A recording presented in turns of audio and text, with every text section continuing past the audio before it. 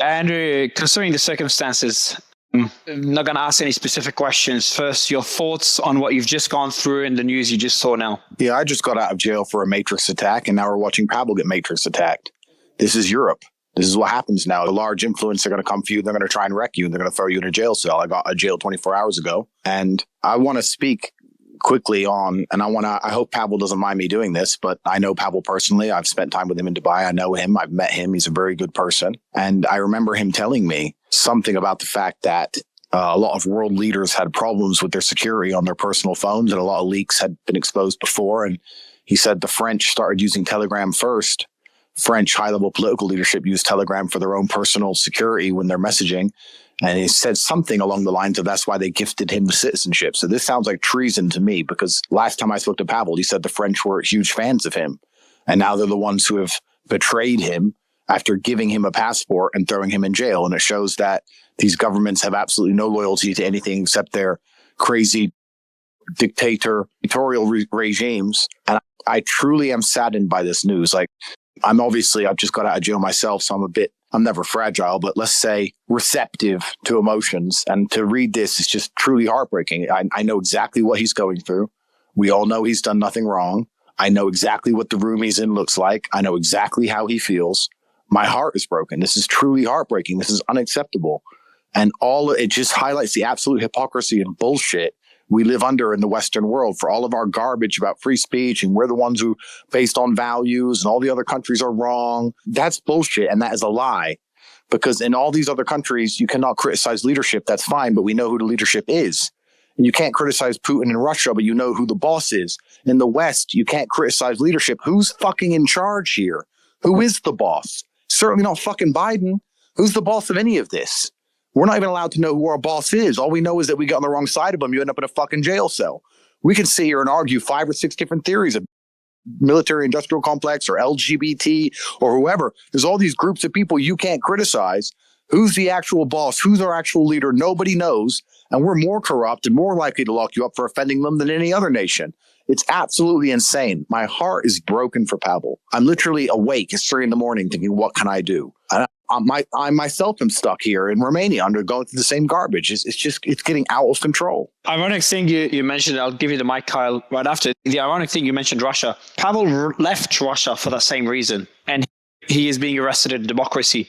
I think a lot of people were skeptical about the whole concept of the establishment targeting different people, targeting free speech. Yet as time passes, I think people are starting to accept it as reality. What does it mean for free speech? Because Kim, you said earlier that the West will be embarrassed and it won't work, but it seems that free speech is losing the battle right now. What's going to happen to Elon next? Yeah, the pressure will mount because everyone needs to understand that there's a much bigger problem that the West has to deal with, and that is the loss of their control, of their hegemony. All of this is coming out of the US. The US deep state is coordinating their puppets in Europe, and this is all coordinated to try and prevent the takeover of a multipolar order that is trying to replace the US dollar as a reserve currency and would eventually lead to an economic collapse of the United States, which would then affect the European states as well, because they are all embedded in that US debt and money printing system. So they are fighting for their survival, and they're doing irrational, stupid, criminal things around the world. And the problem is they need to control the narrative. If they lose control of the narrative and the people realize what's really going on, they will lose much faster than they would if they control it. And to carry on that with respect to the cryptocurrency implications of this, freedom to transact, decentralized rights when it comes to transacting are certainly pivotal in free speech. And we are seeing that is also being silenced. If you continue to see this escalation of not only silencing people on platforms, but then also inhibiting people from being able to support causes with anonymity, this is an all-out affront on many levels. And I'm concerned of the overreach that is happening right now with respect to the regulatory overreach and continuing to infringe upon people's ability to transact freely on blockchains. And Andrew, just to go ahead, I'll let you respond, and also getting We're talking about Pavel here with the news that we saw, but you and Tristan, I saw you guys, and when the police walked into your house right during a stream, and you were talking about the arrest, and they walked in during that stream. So I want to get the latest update. I know you can't say much on that situation. Yeah, we're at mercy of the Romanian legal system. I don't want to insult the Romanian legal system. I think everyone can come to their own conclusions when you say Romanian legal system. But unfortunately, from what I can see, what's happening around the world, being perfectly honest with you, I don't think it's any worse or better than any other system. We've seen some decisions recently in the US. We now see what's happening in France. We see what people getting locked up in the UK for tweets they've made. I don't think there's any system left that's even fair. And the bottom line of democracy is faith in systems. The whole point of democracy is you have to have 50% of the population basically prepared to lose and prepared to not get what they want as a result of the voting. And the reason for that is because they have faith in these systems. You have faith that your elections were fair, and you take the loss gracefully, and you don't shoot your neighbor. You go to court, and there's a judge, and everything has to be fair. We have to have a lot of faith in our institutions for democracy to operate. And this is being eroded in real time. And I liked what Kim.com said. They're making very irrational, stupid moves now, because they are so desperate to try and keep control that they think that they can continue to erode faith in their systems to gain in one side, which they do, but then they damage faith in the systems on the other side, which things get worse and worse. I don't think anybody in any European country now believes they'll get a fair shot in court. I'm in Romania. I don't believe I'll get a fair shot in court. I don't think I would have got a fair shot in court in America or England either.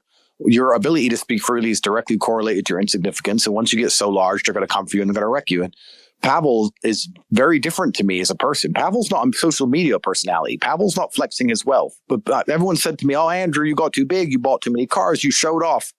This shows that's not the case. This shows that it doesn't matter if you have fancy cars or not. It's nothing to do with it. If they see you as a threat to them, if they see you as something that's in the way, they simply get a prosecutor who makes $30,000 a year, and they give him your name, and they say, destroy this man's life. And they have all the power they need to just literally do exactly that. And I don't know what Pavel's fate is. I'm certainly going to be praying for the guy, and I hope everything's going to be okay. But what's happening is unprecedented. It's unprecedented in its ridiculousness. The fact that you're going to say that anything that happens on Telegram is Pavel's fault when bullshit happens on WhatsApp, on Facebook, on Instagram, on every other platform in the world, it's truly criminal. It's truly insane. And the precedent they're saying here, but the thing is, that's so interesting. They don't care that we know. And I think this is something we need to discuss with everyone here. I'm interested in hearing people's thoughts because I feel like before Epstein, they really worried that we knew what they were doing. They tried to hide what they were doing. And Epstein forced their hand and they got him suicided. And they knew we'd know. And they thought, let's see what happens because we have no choice in this situation. And when everyone just made a bunch of memes and did basically fuck all, ever since then, they're not trying to hide any of it anymore. Now it's very much, it doesn't matter if they know, just do it. They're not going to try and come up with some bullshit excuse as to why this is still democratic and the rule of law and how it's fair, like they didn't with Assange. They're going to give no reasons for why they're doing what they're doing. They don't give a fuck. They're just going to do it anyway and say, get over it. And it's getting like that now, and it's accelerating at a pace where more and more Trump, Pavel, Assange, I don't even want to put my name in that basket. I consider these people who have done more damage to the Matrix than myself. Me, I can name endless people who are just getting wrecked, and everybody knows they're getting wrecked, and nothing's happening, and they're not hiding their intentions anymore. And now that they're not hiding their intentions, it's like the dogs truly been let off the leash. They're not afraid of anybody knowing who they are. Well, a perfect example of that is it was just 5 or 6 weeks ago that a bullet grazed the right side of Donald Trump's head, and the media narrative has fairly successfully buried it.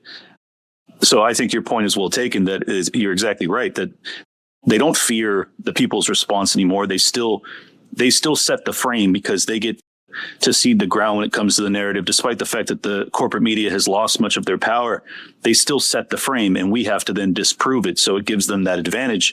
And if they're able to take a shot at the former and likely future president of the United States and have basically everybody forget about it 6 weeks later, they still have a strong grip on the narrative that we all function under. I want to point out that, go ahead, Mario. No, go, Sarah. I'll ask my question afterwards. Thank you. I want to point out that free speech is determined by who is in power. So what is free speech today may not be free speech tomorrow or next year. What I wanted to ask you, Mr. Tate, is you mentioned something about how how Pavel is feeling right now, that he may feel very desperate, lonely, and maybe even a little bit frightened.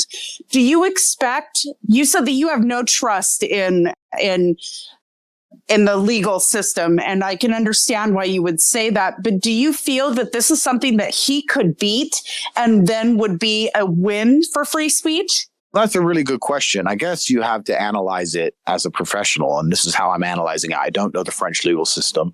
I've been learning the Romanian legal system the hard way. I understand that it's very similar to the French. In fact, I've been told that many times. However, you have to understand that as professionals, let's analyze this. If they're going to make a move which is this monumental and this damaging and this changing to the global policy of Earth, are they really going to leave it up to law and some judge? This is just a serious question we should ask ourselves. If you're going to have a basketball game between two teams and there's no referee, then people are going to cheat, right? Now, if you're going to have a basketball game between two teams and the winner of the team is not just about winning the game, it's not just about a small bet, it's about control of all the information on Telegram. Don't you think they're going to try and influence that referee a little bit? I don't know. Maybe I'm wrong. I'm just asking, speaking out loud. Do you think they're going to go through all the effort of arresting Pavel and putting him on the wanted list a few seconds before he lands and picking him up after putting together this huge case and then choose a random judge who randomly went to some university and read a few books? They're going to leave it all up to him and he's going to decide Pavel's fate. I just feel once you get to a certain level, you feel it's rigged and he'll never win. Is well, that it's not? what I don't want to put FUD into the universe. I don't want to say that. What I'm saying is that at a certain level, all legal systems are theater. Legal systems work perfectly when a dickhead steals a loaf of bread and he's on CCTV stealing bread and the police arrest him and he goes to court. That's what the legal system's for. At a certain level, when it gets to the point where decisions can affect nations, then you have to sit and say, is it better that our nation and the faith in our entire system takes damage, or is it better that this innocent person goes to jail for X amount of time? What's better for humanity as a whole? Perhaps it's better to have a small bit of poison for the individual, which is good for society. Perhaps it's better if, for the security of the nation, that this one innocent person does some jail time. Once you get to a certain level of influence, it's all theater, it's all backroom games, it's all conversations, it's all decisions between two power players as to what the truth is. It's very little to do with law, and it's certainly not up to some random judge they selected on a Saturday night who was working their shift. I don't believe that. I just believe that there's a lot more going on, and there's no way this judge could say, Pavel, go home. It just doesn't make sense. I can confirm that Andrew is absolutely right about that, and I want to give you an example here. When my case was brought in New Zealand, I had a judge who was a copyright expert who co-drafted the legislation for the country.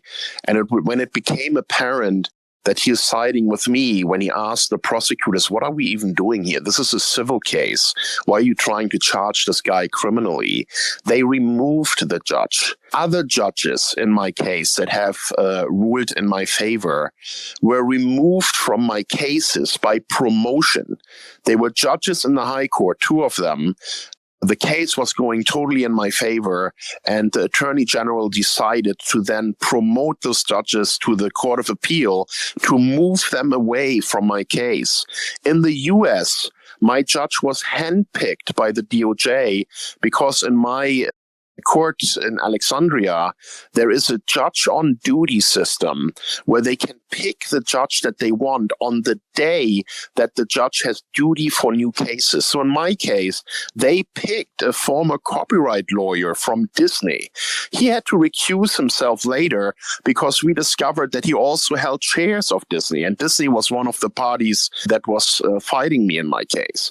The judicial system, in my mind, is completely corrupt, especially when there's more at stake than a normal criminal case or a normal fraud case, when there's bigger picture stuff. Like, I was also a donor and a major supporter of WikiLeaks. I made enemies in the United States because I was exposing, together with Julian Assange, what was going on in the United States. And when you are in that kind of ballpark, where you are an enemy of a corrupt system, don't think for a moment that it is going to be a fair playground. Can I jump in here for a sec? Sure, Mike. Sure. Go ahead. My own personal take on this is, I think, just a little bit different in what the intent of today's actions are. I don't think that they want to destroy Telegram in the way that they wanted to destroy WikiLeaks. Telegram is a very important platform, both on the positive side and the negative side for the State Department. For many years now, I've been documenting the State Department's war on Telegram and simultaneous love story with Telegram, because on the one hand, Telegram is used by State Department's political opponents to organize and mobilize and win elections, but they're also used by the State Department's proxies. And so just two examples of this. The State Department, through its informal channels, through the NGO swarm and through its USAID grantees and through CIA cutouts like the National Endowment for Democracy, which get their funds through the State Department, basically contorted Brazil to shut down Telegram in Brazil under new laws in 2019, 2020, to basically force Telegram to start installing counter misinformation operatives to lurk in the big channels and have means of taking down channels that were deemed to be trafficking in election misinformation in Brazil. And the State Department basically contorted, literally astroturfed with tens of millions of dollars, an entire academic, journalistic, and judiciary network in Brazil in order to destroy the ability for Bolsonaro supporters to use Telegram. Not to kill Telegram entirely, just to make it inaccessible and inhospitable. And just to kind of, let me just, I'm going to give you an overview on this one, and then I wanted to go to you and Tate as well on the next question. But when we had Bolsonaro on stage a few months ago, not only this, Mike, his internet was cut. That's number one. He was pressured not to come on the space, and then his account got blocked, so he had to use Starlink to be able to access the space. So imagine this, the former president of a country had to use Starlink by Elon to be able to talk to others on Twitter. And then eventually they blocked Twitter spaces in Brazil during the space. And by the way, Marjorie Taylor Greene just put a tweet out right now. And Tate, I saw you unmute as well. And he said, free speech is under attack all over the world. Why are people's opinions and voices such a threat? Courageously resolve differences freely in the public square. And she was quote tweeting Tucker. And I'm not sure if we read Elon's tweet earlier as well. I'll probably send him an invite, see if he can jump on. And he said, point of view, it's 2030 in Europe and you're being executed for liking a meme. Kind of gives you an idea of where is the line, Andrew, where they are being very blatant about it now, which you mentioned earlier. But it seems that people still don't care as much as you'd expect them to, or are they? Are people standing up to this? Are people doing enough? It's the apathetic that are going to get us killed. There's 5% of the population which are the bad ones, and there's 5% of the population which will detriment their personal lives to fight for freedom, which is most of us here. And everyone in the middle is just doing their job. It'll be fine. Go along with it. No big deal. It'll all work out in the end. And we could have a long conversation about how they've managed to get the populace so apathetic, and they've done it with pornography and destroying the basic family unit. What is the average man even fighting for nowadays? He can't even find a woman. He can't even find a woman who respects him to have kids with. He hasn't got a house to defend. He hasn't got a family to defend. Why would he stand up and risk his life when most women treat him like shit? Women are chasing the top 5% of men who only protect their profits. They don't protect society. Everything's broken on every level. We're going to have long conversations about this, but it's the apathetic that are going to get us there. And they rely on the apathy. And they rely on people not really giving a shit. And the people who do give a shit, they try and get them distracted. I find it amazing that Taylor Swift can fill a concert hall. And I'm not against Taylor Swift. I don't know the person. But you'll see the energy and enthusiasm for absolute inane bullshit where it talks about your freedom and avoiding slavery. Nobody seems to find the fucking energy to care. It's quite disheartening when you're at this end of the fight. I'm not going to lie to you. It is. But I guess there's something inside of everyone here. I haven't considered giving up. I can't give up. I have to keep telling the truth no matter what they're going to do to me, because I believe that will be smiled on in the history books. But I'm just praying, because I know that the judge they've assigned has absolutely no power over the situation, as Kim.com just highlighted. Guys, anyone who thinks the legal system is fair at this level has no concept of legal systems. Legal systems work at the lower level. At the higher level, they're all theater. They choose the judges. The judges have personal interests. The judges need promotions. The judges are afraid themselves. I've been told in my personal case, Andrew, the reason the judge won't let you go is because the second they let you go, they'll be investigated for you bribing them. So I'm not bribing anybody. Yeah, but you have money, and they're just going to hit him with a anti-corruption charge just to scare them away from letting me off. I've seen judges look me in the eyes and look like, sorry, more house arrest. It's insane. And then you can talk about juries. People say, juries, but juries are fair. You think juries are fair with the current mechanisms they have on social media and AI models and everything they know about everything you type on WhatsApp, and they see everything you spend and where you go and the things you type? They know everything they need to know to sell you garbage. They know everything they need to know to decide if you'd be choosing the right team or the team they want you to choose once they put you in that jury. There's no such thing as a fair jury anymore. Every judge is compromised. At the highest level, the law doesn't even apply. No one even reads the books. No one even reads the files. The judge who's going to be sitting in front of Pavel today is not going to read the file. He doesn't give a shit about what's in the file. He's been told by someone high up, this guy's important, keep him in jail. And that's the bottom line of it. And he doesn't stand a chance. I watched those Moscow attackers after they did that bullshit in the mall, and they're standing in court with their lawyer. And my brother laughed, going, look at their lawyer just talking to the judge as if their lawyer's going to get them out of pretrial detention. And I'm like, bro, that's our lawyer. It's the same fucking game. At a certain level, you don't stand a chance. And I'm just trying to think of something constructive I can do. It's so frustrating because I've been in that room when you're sitting in that room thinking, I have to be able to leave here. And the guy who locks the door goes, sorry, bro, I know you don't belong here. I'm just doing my job. And the guy who took you there, sorry, bro, I know you've done nothing wrong. I'm just doing my job. And the police officers who raid your house, sorry, Andrew, we know you've done nothing wrong. You must have pissed someone off. And everyone's just saying sorry to you the whole time. And then you end up in a fucking room by yourself. It's incredible. Mr. Tate, if I can Kim, I'll let Kim jump in here. And I had a question for both Kim and Andrew afterwards. What can people do to help? I think that's what really matters. People are listening to you. I think both your audiences have grown to record levels. What can your audience do? But Kim, go ahead. I'll let you respond because, of course, you're dealing with your own legal issues, which I'd love to talk to you about. But both you and Andrew can't comment on them. I just want to add to what Andrew said. It goes even much further these days than just handpicking judges to get outcomes that are predetermined. They go further than that. They ignore their own laws now. And I want to give you a very specific example. In New Zealand, they have a Copyright Act. And that Copyright Act had been amended, and it took them 7 years of negotiations to put that out. And the Copyright Act, when it comes to copyright infringement, is the law, not fraud statutes or other statutes. Copyright is dealt with under the Copyright Act as well. In the United States.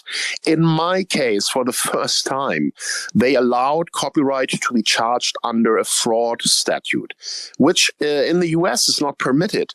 But they used this mechanism in New Zealand to try and get a ruling that I can be extradited under a fraud argument. And this is how far they're willing to go. And this happened on the Supreme Court level. And when we went to the Supreme Court, my lawyers told me the judges were not prepared at all. They didn't read our submissions. The questions that they were asking were so stupid that we knew immediately they didn't spend any time on looking at our legal argument. And when you are in a situation like this, where they undermine their own laws, and the Supreme Court judges are not even taking the time to prepare for a hearing, you just know you're not in a system that is fair. And Tate, I wanted to go to the question I asked earlier, and given that question goes to you as well, is what can listeners here listening do? What can your followers do to help? What Kim said, I have my own stories very similar. I feel for Kim. I feel for Pavel. I know exactly what he's going through. Exactly. And what is it actually? Give me an idea. What is it? Because I'm in a position obviously very different to you guys, but I'm worried to go to some countries. I was just invited to a country to go interview the leader of that country. And I said no, because I'm worried to step into that country. I'm worried it's a trap. There's countries I don't dare go to. Obviously the UK now, we have Robinson coming on the show in 2 days, I think. And obviously he's been jailed. His family's being threatened. I think he's left the country. So what is Pavel going through right now? What did you go through? Everything Kim just said is extremely pertinent, and I have to be very careful what I say. But if you turn up to court, especially for an appeal or a Supreme Court, and the judge who's in charge of this very important decision hasn't read a fucking piece of paper at all, and clearly is uninterested and then rules against you, I think that goes to show it's not about law and order. law is subjective in the first place, right? The fact that it's so subjective is insane in and of itself. And the fact that they'll ignore their own laws, what Kim just said, again, is fantastic. I can talk about something not nearly as important as his thing, but the seizure of my cars. My first cars were seized. It's supposed to take you, they're only allowed to seize them for a year by law without renewing the warrant. It went to 1 year and 8 months. They didn't renew the warrant. We put in a contestation saying it's over the warrant time. And they just said, oh, okay, that's fine. And just gave a new warrant. There is no law. It's made up. Nobody understands. You go to court with ironclad arguments. It doesn't matter. It doesn't matter. If they're told to fuck you, they fuck you. It doesn't matter what it is. Look at the Jeannie Carroll crap that happened with Trump. It doesn't matter how innocent you are. It doesn't matter. And people say, oh, you need a lawyer. You should get a lawyer. Oh, thanks for the advice, bro. I didn't consider getting a fucking lawyer to go to court. Of course I have a lawyer. It's all made up and the law's not real at a certain level. And it's extremely disconcerting. In regards to what we can do, I guess we just have to have faith in God and belief that sunlight is the ultimate disinfectant. And we have to keep highlighting their hypocrisy. I'd like to feel like the only thing they fear is people losing faith in their institutions. They should fear that more than they do. They don't currently fear that enough because they keep making these power plays. But if they continue to overplay their hand, hopefully enough people will lose faith in the institutions that they seriously have to worry about holding on to and saving the few shreds of credibility they have remaining. But then there's no light without dark, and then new problems come. When you have multicultural societies with thin cultures, with nothing unifying the people at all besides this idea we should all be nice and all get rich, everyone speaks different languages, everybody's different religions, nobody likes each other, nobody speaks their neighbor, and then you're going to lose faith in all democratic institutions, then you're going to have violence. So there's no light without dark. We're really on the path to World War III. We're really on the path to mass civil unrest. And people often say to me, hey, man, we're going to break the matrix. I say, yeah, that would be great in one way. But the harder we break the matrix, the more likely we are to have the inverse effect of it, because the matrix actually keeps a lot of the subservient under control. We're going to have mass destruction if the matrix breaks too far. So what's so crazy about all of these things is these people have so little interest in humanity. They're going to make their power plays. They're going to destroy all credibility in their institutions. It's going to lead to breakdown of society on every level. What's the answer to things once people don't believe they have a political solution? Violence. Always has been, always will be. And all the political institutions are proving themselves corrupt to the fucking core. So we're literally on the verge of the breakdown of society. And you still have people in Paris sitting around going, Pavel won't do what Macron says, so let's just fuck it even further. These people have lost their fucking minds. It's crazy. I don't want to make this about me because it's certainly not, but I'll make this clear. Romania completely tanked their international reputation over this case. For what? Why? They tanked their international reputation. DCOT tanked their reputation. They've thrown it all off a fucking cliff. For what? For some girl who lied 4 years ago, who was in the country for 4 days? It's insane what these people are doing. It doesn't even make any fucking logical sense what they do. So you think a similar thing against Durov? Durov is the same thing. What is it these guys at sex crimes, Andrew, specifically, that they seem to hone in on this? Is it a character assassination thing? Because this seems eerily similar to what you and Tristan are going through.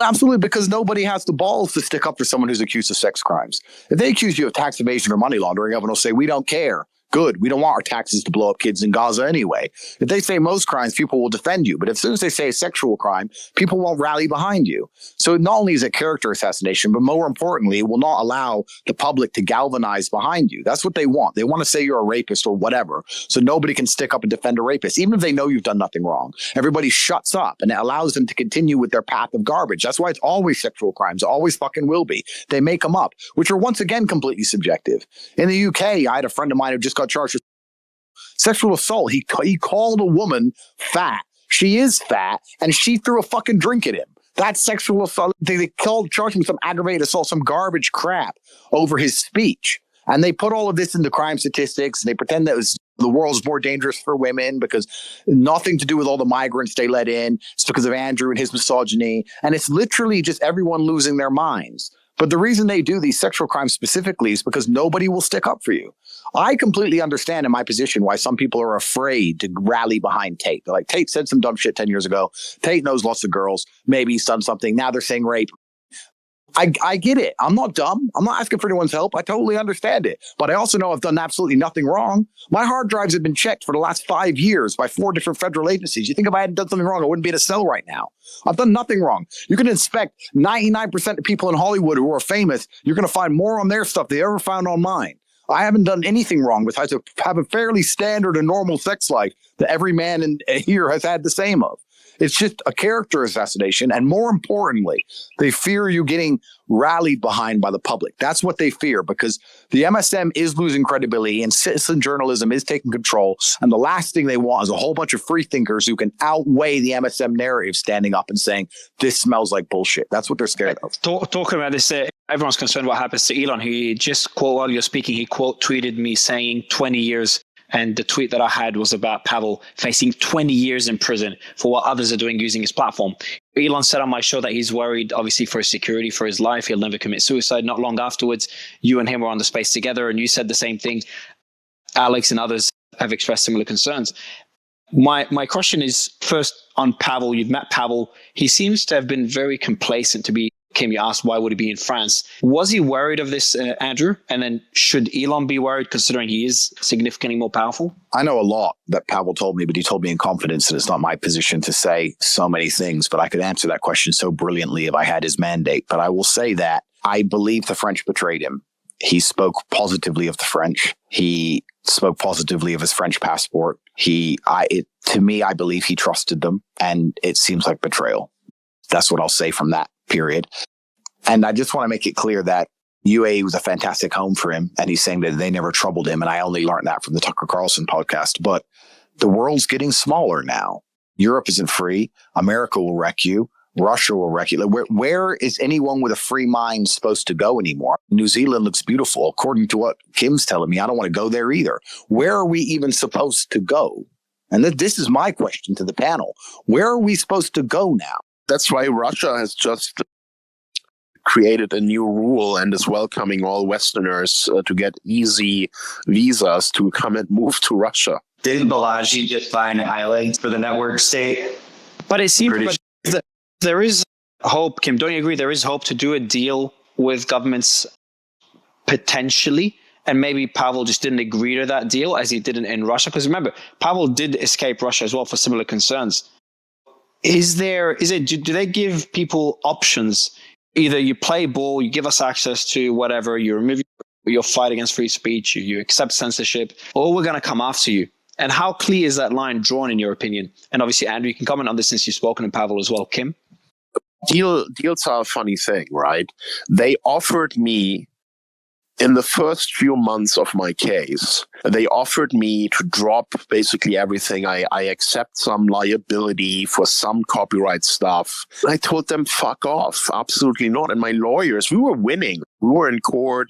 We had this copyright expert judge who told the US lawyers to fuck off. This is not a criminal case. We had the chief high court judge make a ruling that the raid against my family was illegal. And we were winning, and they were trying to get out somehow. Because what many people don't know is when the original indictment came out against me, there wasn't any talk about fraud in there. It was all about copyright. And when they realized in New Zealand that under New Zealand law, there is no crime, I cannot be extradited, together with the US, they agreed to issue a superseding indictment that suddenly included fraud. And they were trying to circumvent the limitations that they had in their own law. And when you are dealing literally with criminals like that, who don't care about the law and who will work together just because the US is an ally of New Zealand and they wanted to earn some brownie points, they completely ignored their own laws. And I'm in this situation. I'm on bail for 12 years. And Pavel is lucky. They want to put him in jail for 20 years. In my case, it's 100 years. And think about the crime that they're accusing me of. They're saying because users uploaded infringing files to my website, I am personally criminally liable for that, even though our websites clearly stated no copyright infringements. We've deleted accounts that were reported to us. Every file that has been reported has been deleted, 109%. And the Hollywood studios that were the complainants in my case, they had direct delete access on our servers. So any link that they didn't like, they could remove without question or delay. And here I am. I've fought this for 12 years. It's ridiculous that this is still going on. And the Minister of Justice in New Zealand has just decided that my extradition can go ahead. I do still have avenues to fight, and I'm using them. My lawyers are filing an appeal against that decision. But it's so embarrassing for New Zealand that they have taken this so far, and all because they are an obedient U.S. colony and nothing else. There's countries I wouldn't even dare step into, and I never thought I'd add some of these European countries, France included, one of my favorite countries, the UK, with what we're seeing right now. Andrew, is there any countries, you've spoken highly of Dubai, which is somewhere I'm based right now, somewhere I feel safe, but is there any other countries that you consider safe? It depends who wants you. If the American empire wants you, you have China, Russia, and Iran, right? You don't have many choices if the American empire wants you.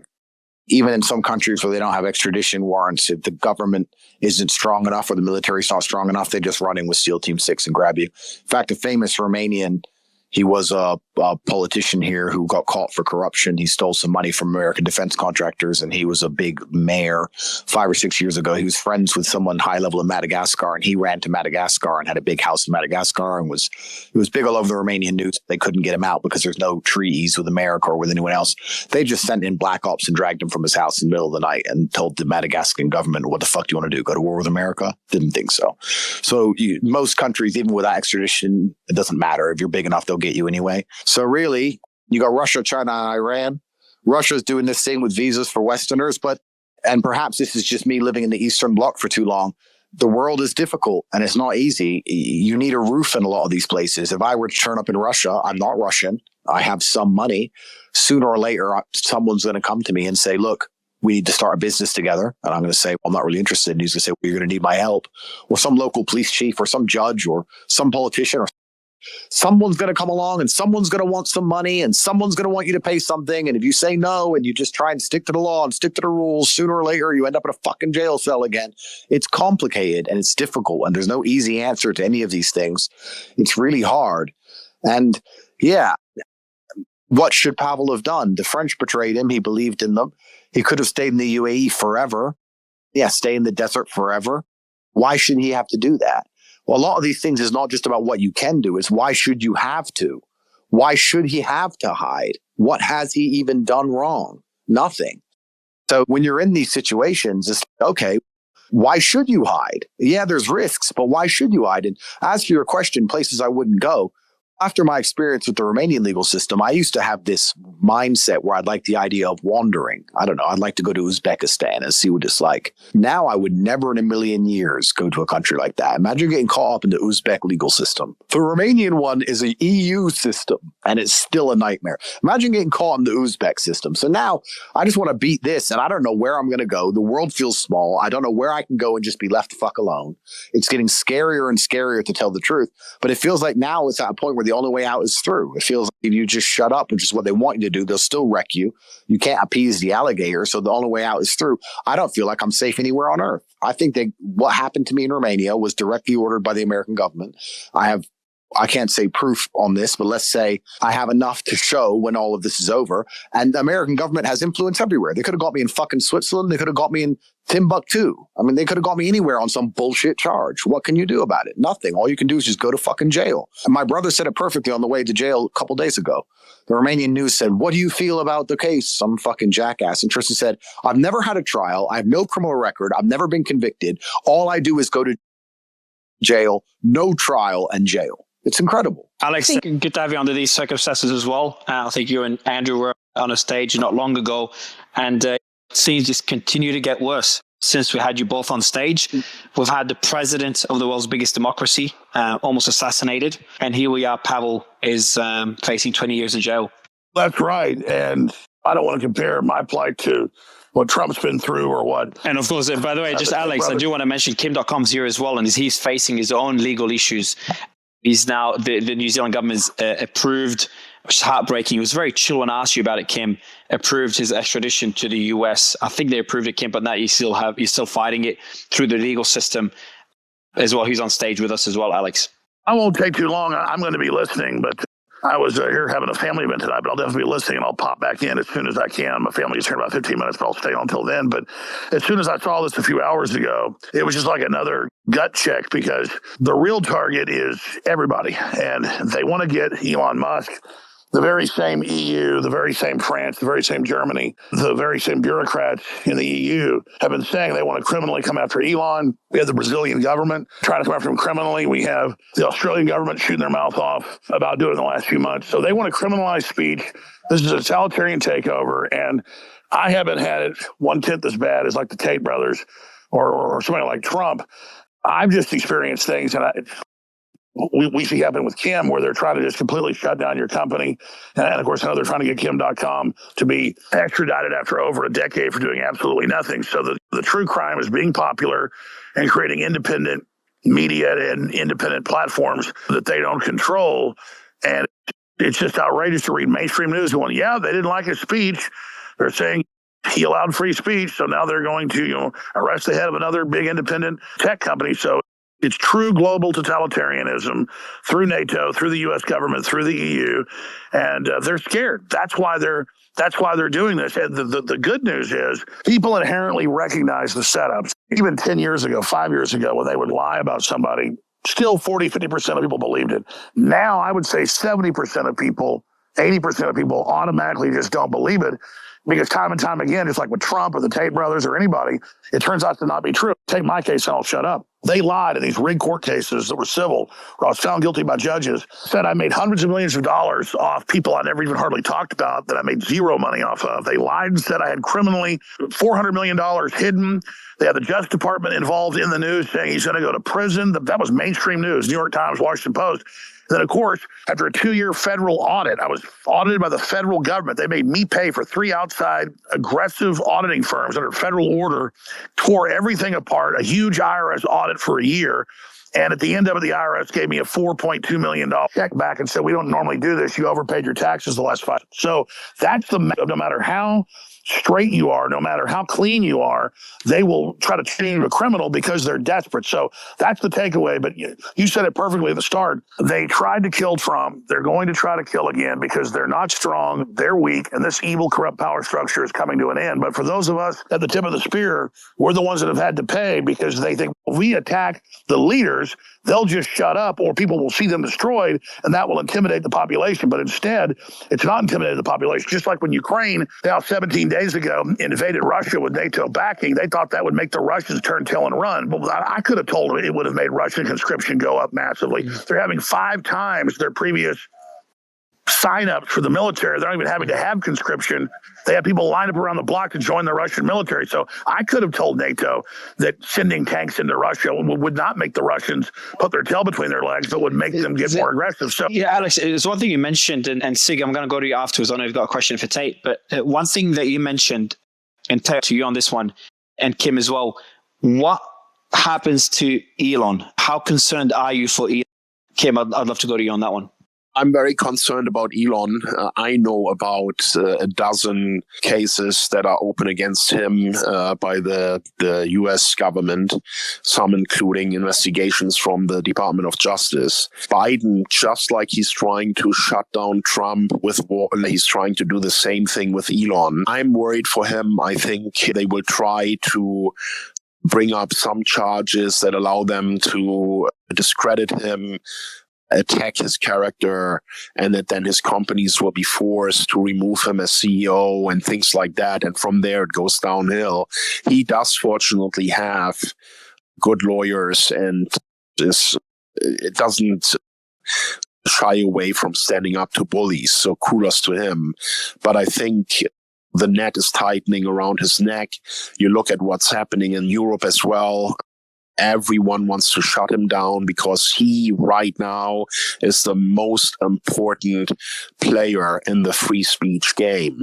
If they can shut him down, we have nowhere else to go. Yeah, Sig, go ahead. And then we go to Sig. And Matt, good to have you here as well. Just quickly, Sig, sorry, one more thing. Matt, you're involved in Ton Society.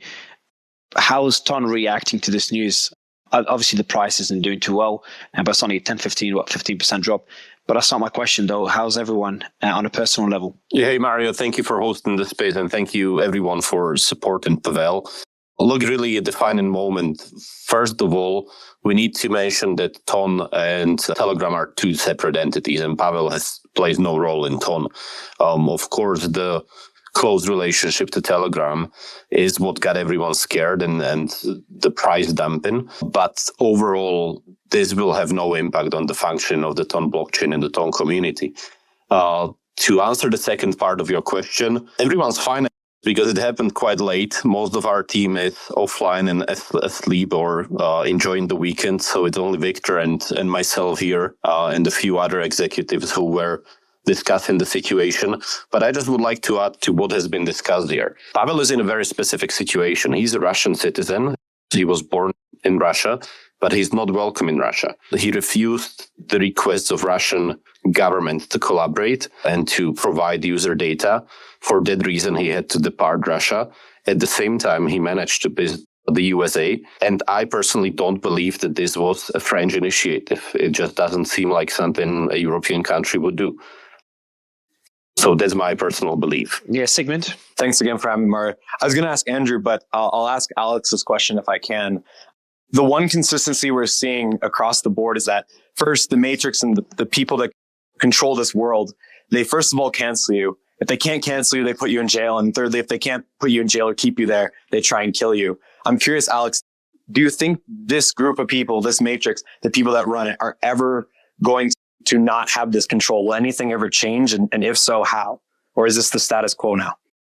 Let me add to the end first. They would not be doing all this if they were invincible. And I'm a public figure, so I get to see the public's reaction that an average person doesn't. And of course, it has its pitfalls, but also has its perks that I get to be engaged. And I can tell you, I go all over the United States and other parts of the world, and all I get is love. I might go 2-3 months before somebody tells me to F off or calls me a Russian agent or makes up some crap. And we also see populists being elected all over the world. We see incumbents being thrown out. We see Klaus Schwab having to step down as the public face of the WF. We see the whole ESG scores with BlackRock being rejected all over the world. The globalists are in the seat of power. The Anglo-American system, the British Empire merged the U.S. basically with Europe is but the power is slipping away. BRICS is becoming stronger. There's so many other major indicators. But going back to your first part of your question, and it's a true statement, first they cancel you, then they debank you, then they try to indict you, then they try to put you in prison. That doesn't work. They kill you. And Trump has moved on to that final stage. And they've tried to kill Elon. They've tried to kill a lot of other people. They've obviously tried to kill me. I've never really made a big deal about that on air, but there's been a lot of that going on. But really what happens is they cancel you so they can then steal your identity and put out a fake straw man of who you are. And that's really the first stage. And most people get beaten at that stage. But for somebody like a Kim.com or a Andrew Tate or Tristan Tate or somebody like on a much greater scale, somebody like a Elon Musk is really the ultimate boss compared to the globalists and their system. And so that's why Elon is existentially the ultimate threat to them. It really goes even above globally for the effect he's having for free speech against the globalists. It goes number one, Elon Musk, and then in North America, Trump, a close second. And then you go down from there with your Tucker Carlsons and your Joe Rogans and your Alex Joneses and your Andrew Tates and all those other people. But it's like a hierarchy you really want to be on the top of, because when you are seen at the top pyramid of resistance, that's when they come at you with everything they've got. So this is really a historic moment, but it's a great honor to be associated with all these great men and women that the enemy sees as their enemy. So it's a real badge of honor, but it is a real modern information war, which is now becoming. On that note, you mentioned the most influential people in the world, Elon Musk being number one of them. He's obviously acknowledged this situation. What's holding him back from saying something? This is a monumental moment in freedom of speech, the establishment. You mentioned he's the one person, what's stopping him from saying something right now? I bet he's listening right now. I bet he's listening right now on one of his sub accounts and Elon, if you can hear us, why don't you join in and join the discussion, because your ass is on the line as well, and I think we would like to hear from you. Can I jump in really quickly, Mario? I'm reading our chat, and a lot of people are saying that tech CEOs being arrested for crimes that their potential users have allegedly committed. Wouldn't this put every tech CEO in the world at risk by traveling to any number of countries that they may be arrested? I'll ask you that, Mr. Alex Jones. I think Alex and then Kim as well, because Kim, you probably from a legal perspective, and you as well, yes, into this, yeah, considering that you're being. Let Kim take that question first. Kim, on that question, obviously you're being targeted for what your users did on your platform many years ago. Yeah. Let me answer it this way, because I think what's important here is for everyone to see that this is the end game. Andrew mentioned earlier how there are no limits to their actions anymore. They don't even care how it is perceived. That means we are very close to a breaking point. And one of two things is going to happen. The Western debt and money printing system is going to collapse, or we're going to enter into a global war.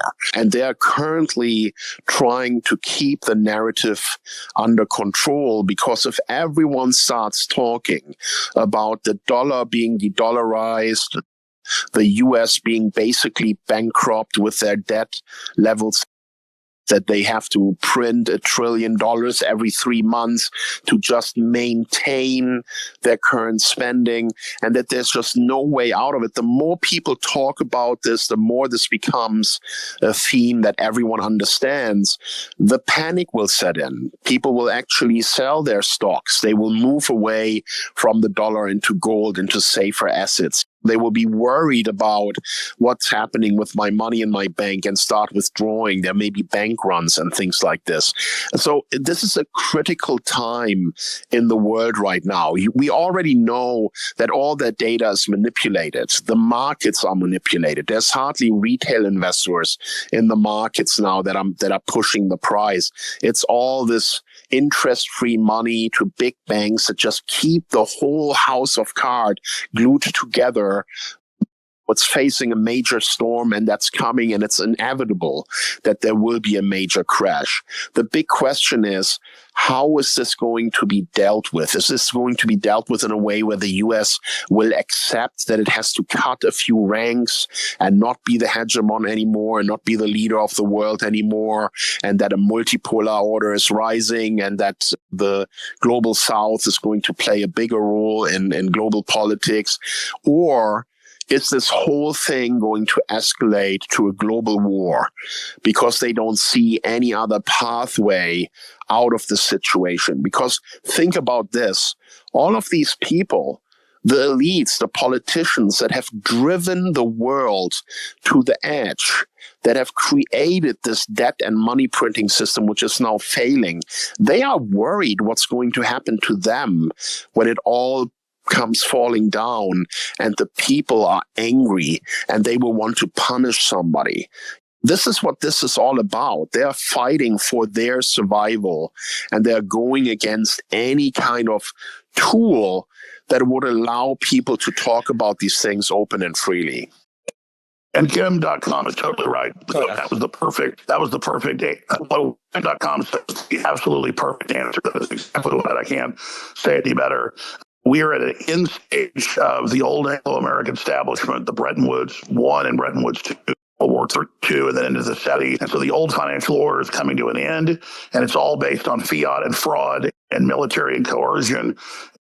And so they're getting more and more desperate, and then they just want to punish public figures that don't go along with it in the hope that will stop the general movement of the people away from them. But just like water, always finds the lowest point or whatever, people are going to escape this system. It doesn't mean there's going to be some panacea or some utopia on the other end, but it's certainly not going to be the current multi-generational, ultra-decadent system we have. So there's a decentralization from the monopolar world to a multipolar world. I think it's going to be more than a multipolar world. I think it's going to be quadpolar, maybe even 6, 7, 8 different power centers. And globalism, to be a tool of global corporate domination, is failing, has failed. And when you read some of their white papers that are public, the globalists admit that their system has failed because they promised it would be to redistribute wealth. They promised it was an egalitarian, elitist, kind of quasi-communist merger with corporatism, but instead it vertically integrated wealth from just 50 years ago. We had giant middle classes, and there weren't 5 or 6 companies that owned almost the whole world. But now just a few hundred people own 80+% of the world's assets, and that's not enough for them. They want to vertically integrate even more and bring in a global social credit score to make sure everybody is so controlled by them that they have to follow their orders. So this is one old tyranny dying, trying to force us into a new tyranny they've constructed. But the process of forcing us into that is actually backfiring and accelerating the collapse of their old system, and the new system was never completed and has now been completely exposed and vilified and hated as it should be. Bill Gates, a video on X, a video on Instagram, a video on YouTube, 98% of the comments hate his guts. It's the same thing for Klaus Schwab. It's the same thing. Kamala Harris has a stream on YouTube that has 5,000 viewers. Donald Trump has one that has 1 million. Elon Musk does a stream, it has 1 billion, well, like a few weeks ago. So this is seismic. They just have CNN and BBC to make you still think they're in charge, still think that they have some control. But their top shows on CNN or BBC may have 1 million viewers, whereas I can shoot a video in my backyard for 3 minutes and it gets 5 million views, and I'm just a mid-level guy in all this. So it's very exciting being on there 30 years, being one of the trailblazers in this, and being early targeted because I had their blueprint. That was very dangerous. Now, my job is always to become irrelevant or obsolete or redundant because people understand the globalist paradigm and see it for themselves. And now we're really reaching, or we're already gone past the point of return in that tipping point where there's such a global awakening, the Great Awakening versus the Great Reset, that there's no putting the genie back in the bottle. And it's not that Elon Musk just listens to Alex Jones, though he does some, obviously. It's not that Tucker Carlson listens to me or somebody else. It's that they can see it. And it's like a hidden image painting where you can't see the hidden image, but once you can see it, you can't unsee it. So we've really reached that point, I think, in the last few years and have gone over the edge. Now we're in the death throes of the old system, and they'll never survive. They'll never stay in power, but they could give us a Pyrrhic victory and take us with them. Yeah, I'll go to Ian. Are you there? Yeah, I'm here. Yeah. Ian, I've got a question for you. Something, I want to get your thoughts, but also me and you, and obviously Kim, spent weeks, and that's when Elon came in a few times, covering the Twitter files. Yeah, it seems everyone's forgotten those now. And Vivek Ramaswamy just put out a tweet saying maybe I should send him an invite as well. He said, it's Telegram today, it'll be X tomorrow. Where is X at right now? We saw Linda being very vocal about advertisers boycotting the platform. We've seen what happened in Brazil and the investigation that they launched into Elon and myself. It doesn't seem that Elon's stepping back, but does he have a choice? I don't think he has a choice, but he's not going to step back. Absolutely. Let me just throw in that I've got some family stuff, but this is very important. I'm honored to be here with all you, so I'm going to come back soon. Thank you. Anytime. Go ahead, Ian. Yeah, sure. Elon is not going to step back. He's being obviously asked to step back, and that's obviously going to be good for the health of the platform, or so people argue, right? If you talk to any CNBC analysts, will say, oh, he needs to step back, he needs to rein in his politics. But that's not the kind of guy Elon is. He's never been that way, right?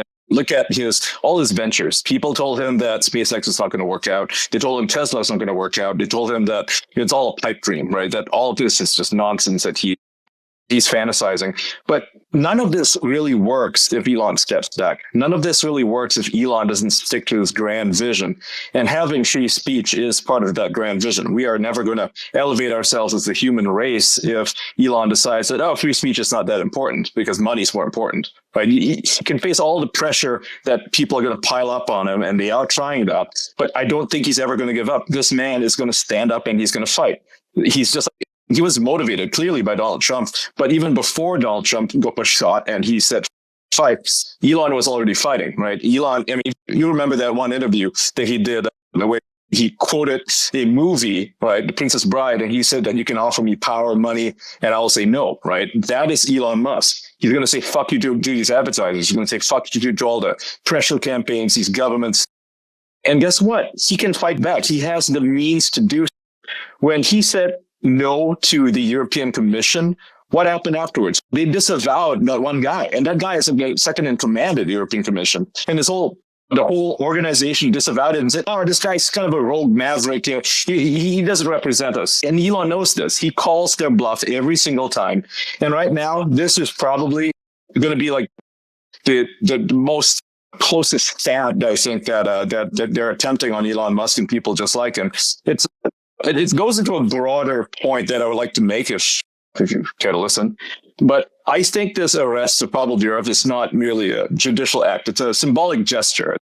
It's a clarion call to all tech entrepreneurs, specifically Elon Musk, that the era of unbridled digital freedom is just drawing to a close. It's over, right? That's what they're trying to tell Elon Musk. They're saying that you've gone too far to free speech, and this is what's going to happen to you if you don't play ball with us. Now, the arrest, in terms of the kind of warning for any other social media mogul, specifically Elon Musk, or maybe anybody else who has any bright ideas, that for years, these platforms, which have operated under the guise of facilitating free speech, that's over, right? They don't want that anymore. So you could interpret this arrest as the establishment's first major move in reclaiming control of all the digital narratives, ensuring that the platforms align more closely with their vision of order and morality.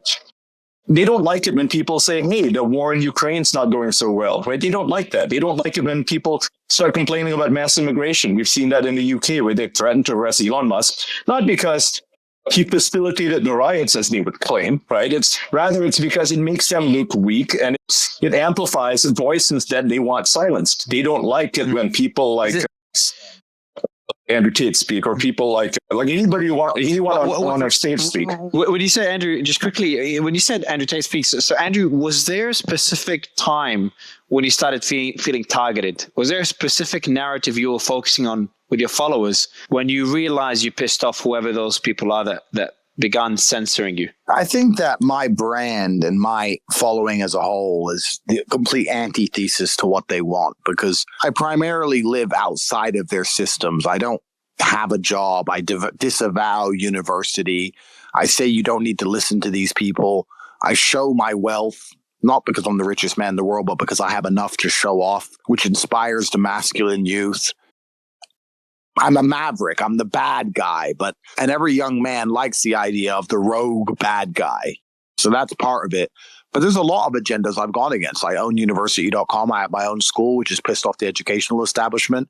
I told people not to join the army because there's no point dying in a banker's war. That pissed them all off. You can't talk bad about these people without facing consequence. And I knew I was in trouble for a very long time. I started saying on every single podcast, they're coming for me. They're coming for me. They're coming for me. I felt it. I knew that they were going to come for me. I knew something was going to happen. And here I am years later, still in the predicament. But I just want to say something really quickly. I think an easy way to understand why they're doing what they're doing, if it's not obvious enough, is that they're afraid of the ghosts of the digital nation, and that digital nations can outnumber any country, and it can appear anywhere, anytime. And it can do anything that needs to be done if the people can be galvanized or they can be motivated behind a particular issue. And as they become more tyrannical, as they become more dangerous and detriment the average person's life more obviously in real time, it's going to be easier to get people to unify. As things get worse, it's going to be easier to get people to agree that we need food, or we should have power, or we shouldn't have so much crime. And they're afraid of the digital nation because it can appear and it can disappear. And it can disappear into the ether. And they don't want this to happen to them in the West. That's what's interesting. They love the power of the digital nation when they use it to exploit, when they exploit it to overthrow governments abroad.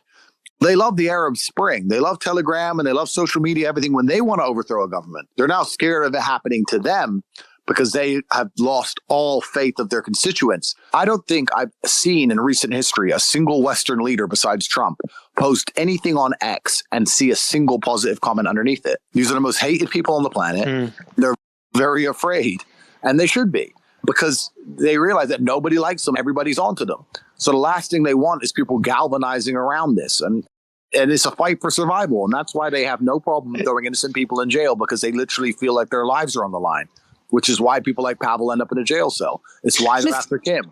It's why they're after Sarah. There's one thing I want to ask. Probably not many people want to ask this question, because very nice to say, yeah, this fight is worth it. I'll fight till the end. But when you were in jail, because that question, I get pressured. Kim, when I had you on stage, I don't know if you know that, but I faced significant pressure. Andrew, obviously, a lot of our guests, investors, etc., a lot of pressure. Alex Jones, I was destroyed for having him on stage. And then there are times, I'm a business person, I love working privately and not facing this pressure. And I've had 1% of the pressure that you guys both had. When you were in jail, if you don't mind me asking, did you ever sit down and think, was it all worth it? I'm in jail now with Tristan. You were on a stream a couple of days ago, and during the stream, you're arrested again. Did you ever think this shit isn't worth it? I wish I lived a private life, didn't fight this fight, and let others fight what many would call, and I think it's another discussion, a potentially losing battle. The reason we got here is because everybody was waiting for somebody else to fight the fight. That's the first thing. And the second thing is, no, it's not worth it. I'd be a fool if I sat here and said, yeah, it's worth it. It's totally worth it. It's bullshit. But you go on Twitter and you fight the Matrix and you manage to escape the jail cell and you come out and you get all the nice comments underneath it and everyone's, Tate's the man. Yeah, tell him to fuck off. Those people don't care when you go back to jail. They just follow the next trend and they start watching TV again. It's not worth it if you want to look at it logically. It's only worth it if you look at it spiritually. It's worth it if you believe that you're going to go down in history as one of the people who was on the right side. And it's worth it if you believe that your life is not the most important thing. If you're not so self-obsessed that you believe there's something bigger than yourself.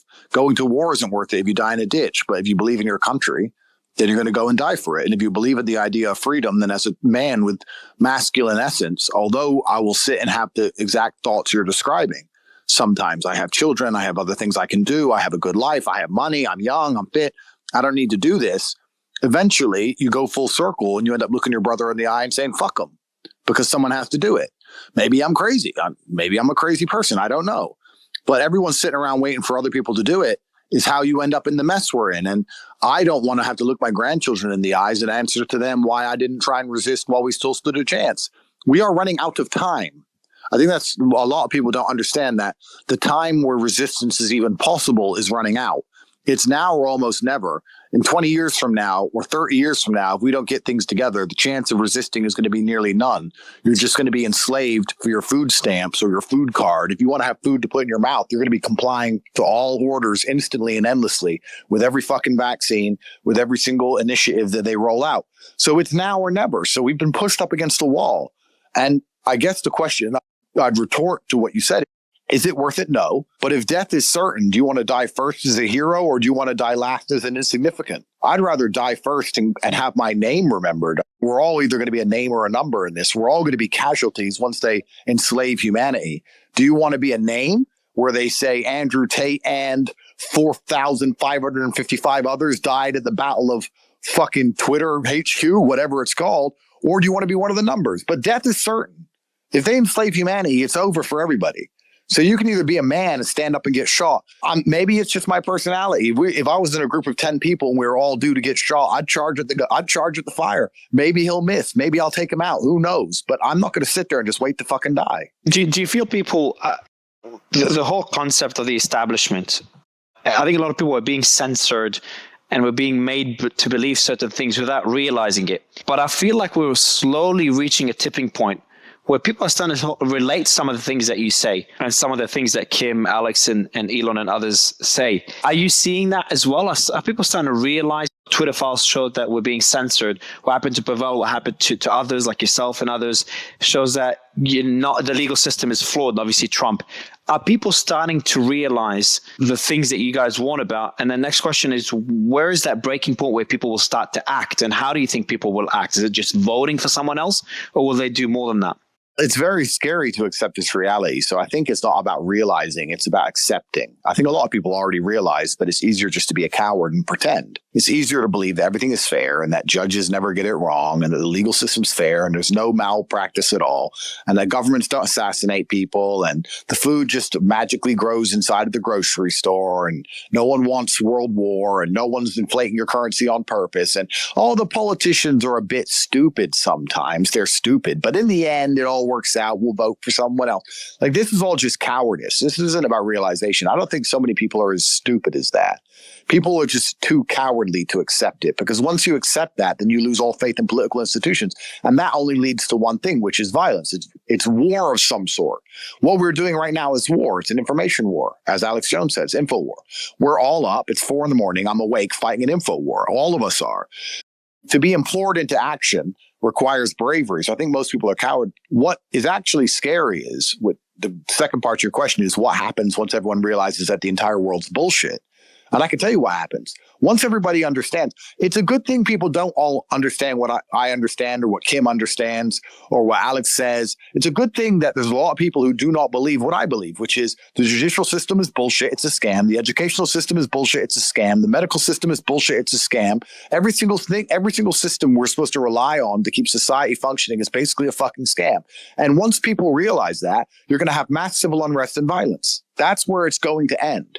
That's where it's going to lead. It can't lead anywhere else. Once people do not trust a court and do not trust the police and do not trust an election, what do you expect besides violence? That's where it's going to end up as. These institutions, if there was anything integral about them, if they had any morality at all, they'd be very obsessed and concerned now with proving that they're competent and that they're fair and that they're balanced. But they're actually doing the absolute opposite in their death throes, because all they're really concerned is propping up the international elites, and they continue to plunder the planet with the US dollar before it implodes. The Titanic is sinking, and the very rich people are stealing the caviar before they get on the lifeboat. They don't have any interest at all in making people believe in their systems anymore. And this is going to lead to violence one way or another. It can't lead to anything else. So if you're a professional and you're an adult and you're a man, you have to sit here and truly analyze. I mean, I'll tell you, I've had an unfortunate life in many ways, and everyone likes the idea of a revolution and a civil war. I promise, when there's men outside your door and the police aren't answering the phone, you don't want that. Nobody does. But you have to sit here and understand where it's going to fucking end when they build these societies in the West with no unifying culture. Even Romania, which is a country I'm in, to give it credit, although the legal system has destroyed me, 99% of people are Romanian, 99% of people are Christian, everyone speaks the same language, everybody's watched the same TV shows, everybody knows the same folk stories, everyone has the same Christmas, there's something that unifies people. In the West, there's nothing. Once America breaks down, it's going to be a free-for-all. They can't even have a hurricane without a riot. What's going to happen when it collapses? You think there's not going to be bodies on the street?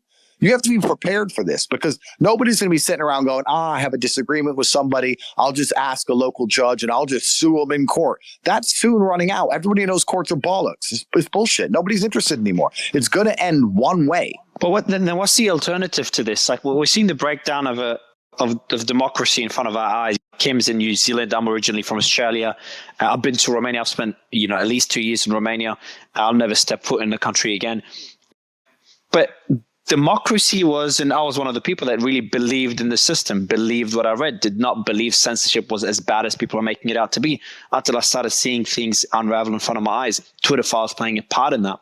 But then what is the alternative to it? What is the alternative to the American democracy? Or do we not have a democracy? Is it an illusion of a democratic system, a democratic system? It's a failed experiment. Liberalism's a failed experiment. The only solution is to go back to revert to our primal selves. I don't mean people living in caves and nonsense.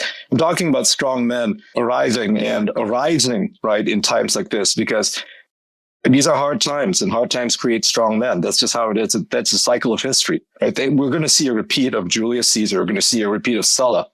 People don't want to talk about it. People don't like to imagine a world where bureaucrats don't exist. But the reality is that people are rejecting the bureaucracy. They're seeing the systems for the failed institutions that they are. Because these systems, they may have been designed well at the start, when 1776, and they did the Constitution. Everything was hunky-dory.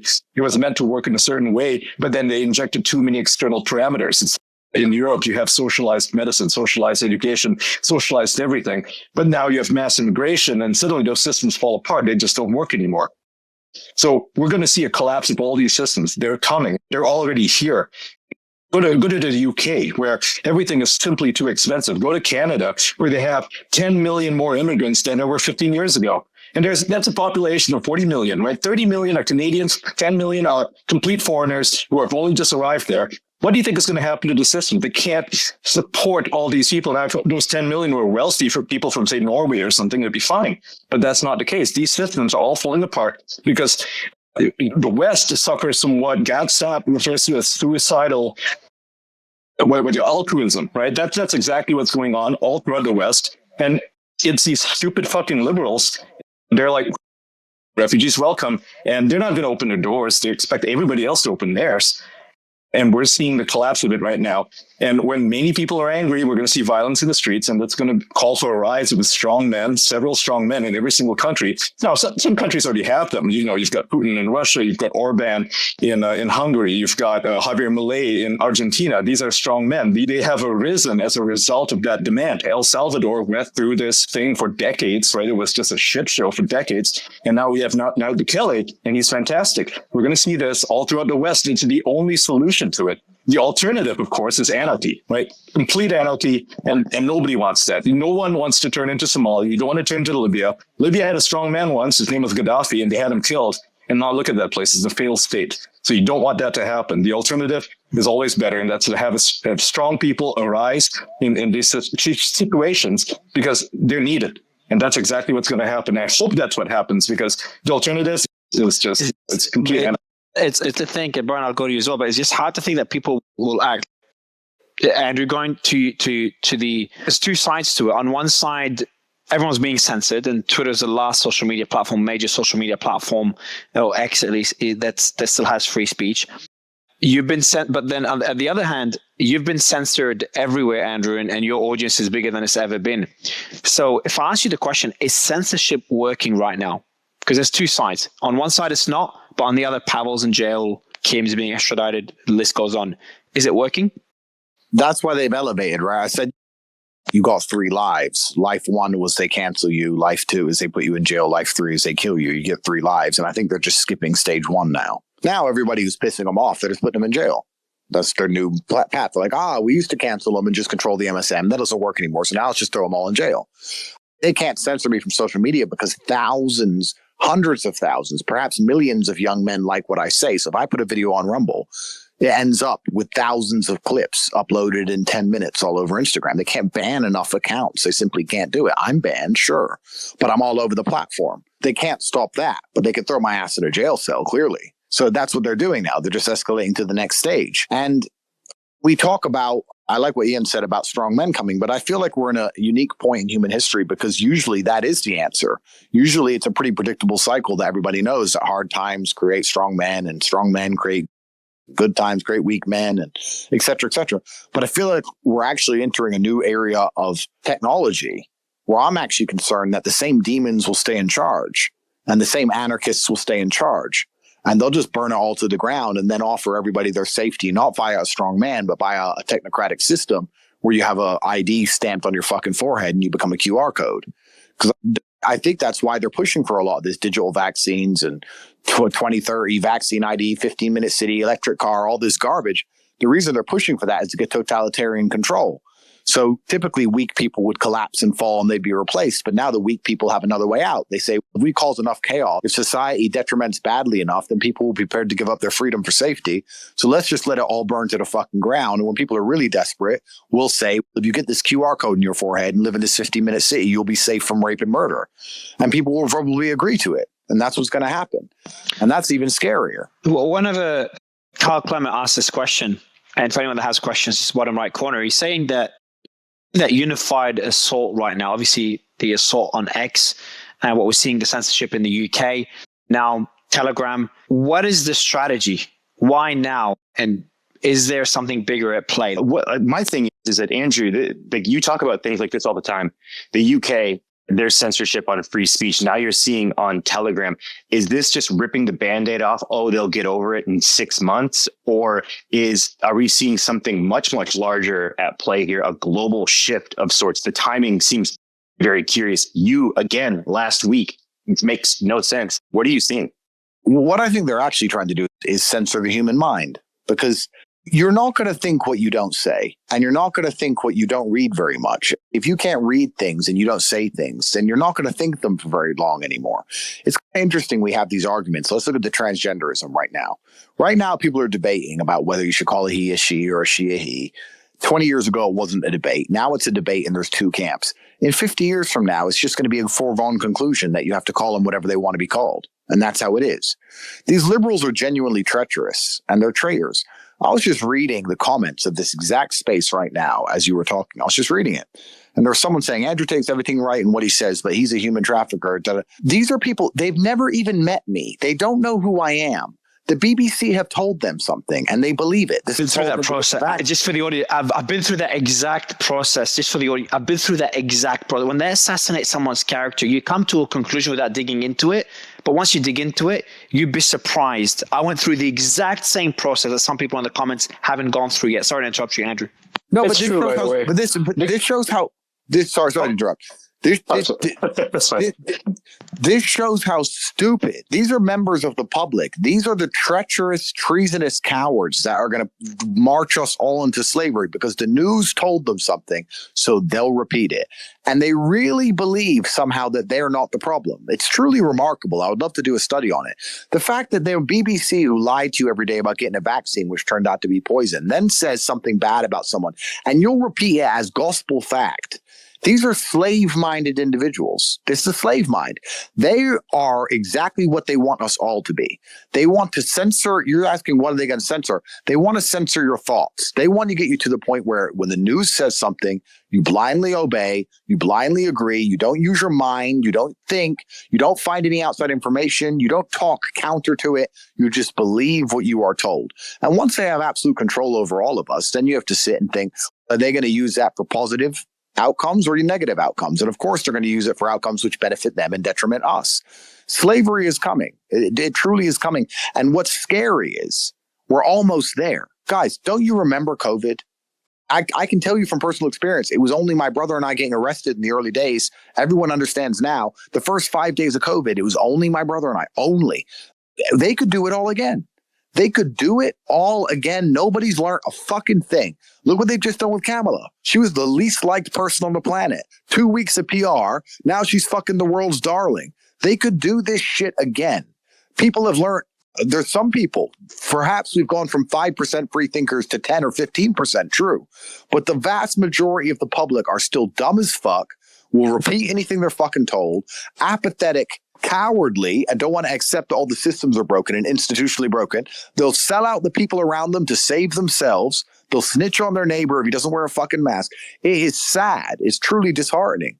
But this is the real problem. And they want, when you're asking what do they want to censor, they're hoping, they want to lock Pavel up. They want everyone to forget. And they want you to stop reading Telegram because that's where the real news is. And over time, everyone who stops reading Telegram will censor their own minds. And that's what they want. It's not about Pavel. It's about stopping people from fucking objectively using their brains ever again. They want all of us to just be drones, droids, and they can do that with MSM.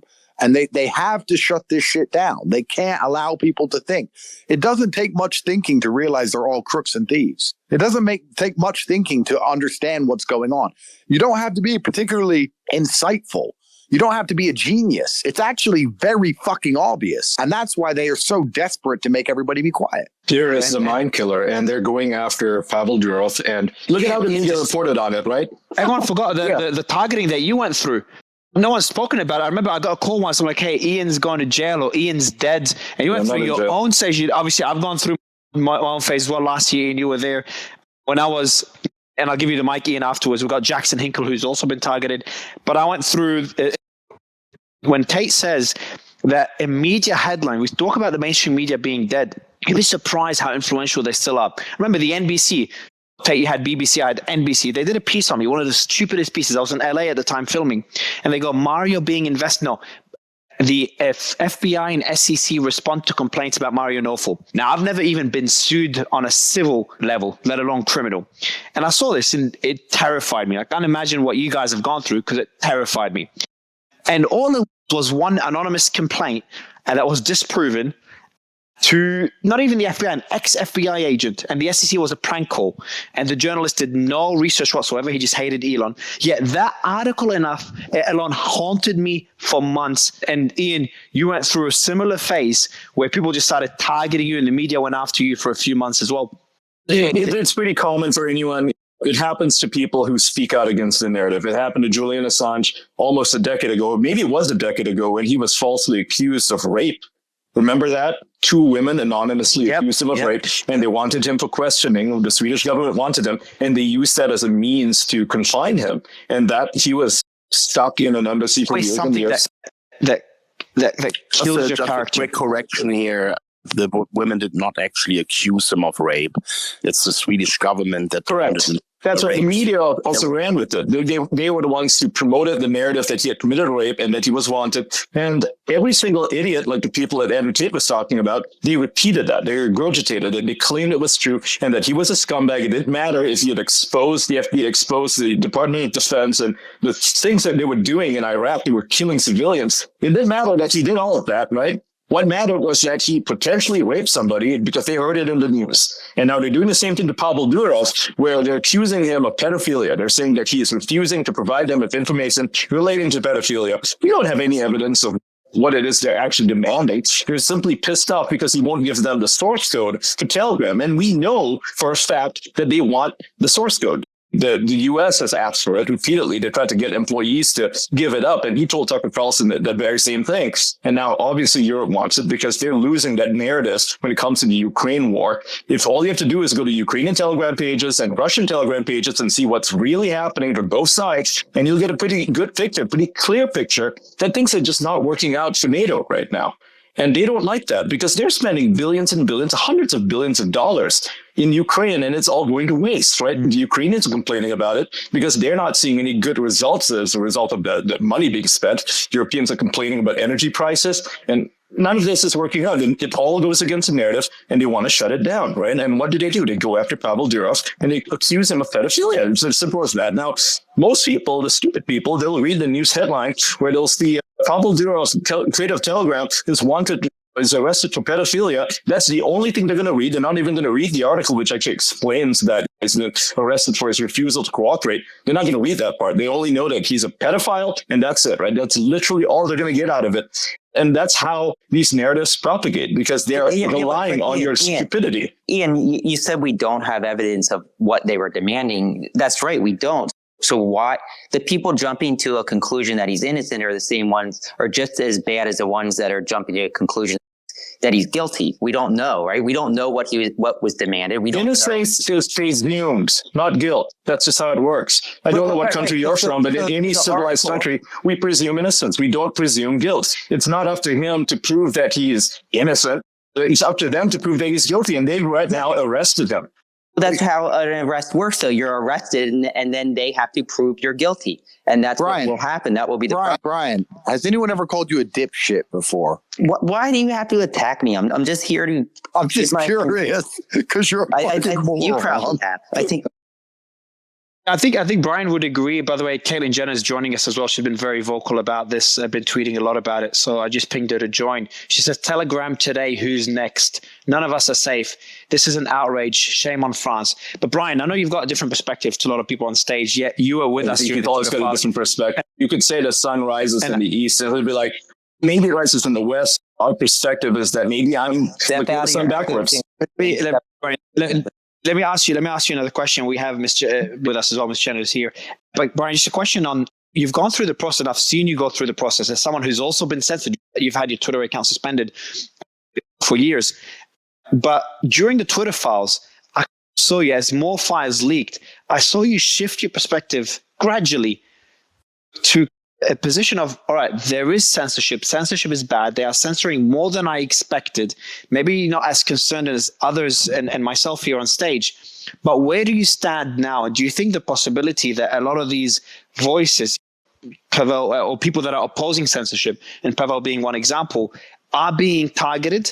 Because the pattern is starting to get concerning. And again, I'm someone who, you saw me go through that shift as well, Brian, over the past year and a half, 2 years of these spaces, is I'm in a position now where countries I'd love to go to. I have a company in the UK. I adore the country. France, I used to go there all the time. Now I'm going to start questioning France. And as soon as I speak out against the country, Brazil being the most obvious example, it goes on my blacklist because of the threats and the warnings I start to receive. I don't feel this is about censorship yet. We don't know that yet. What we know is that he's being accused of not censorship. He's being accused. This case isn't about censorship. It's about him not complying with government officials to remove terrorist planning and activity. Elon Musk would have removed all of these things that Pavel is accused of. Elon Musk would... This is Caitlyn. This is Caitlyn Jenner here. Hi, Brian, give me the mic in a bit as well. Go ahead, Caitlyn. Yes. We're just losing not only our country, we're losing the world. to see what is happening right now is just, it's horrible. Social media, I've watched it grow from day one. And my family obviously has been very involved in that. And to see what's happening, how governments here in the United States, but all over the world, are just losing control. I feel like they're just losing control of the voice. And it's just horrible to see. This guy, Telegram founder, he's just running a business. He's running a social media business. He's not in control of everybody who's on there. Elon Musk is not in control of everyone. This is a free speech place to speak. And this is encrypted, so the government can't find out about it, and they're just pissed off, and they're coming after them. The governments all across the world want control of the people. And this is how they do it, with a very strong arm. And honestly, I'm just getting sick of it. And I'm sick of these people like the guy just on. He's full of shit. Come on, wake up. We're losing it. Let me, and Brian, I know I interrupted you, so I apologize for that. Jackson, you've been waiting for a while, and obviously you've had your fair share of attacks. Yeah, X and you've had some different platforms. You were banned off different platforms as well. Yeah, X and Rumble are the only two platforms you have left.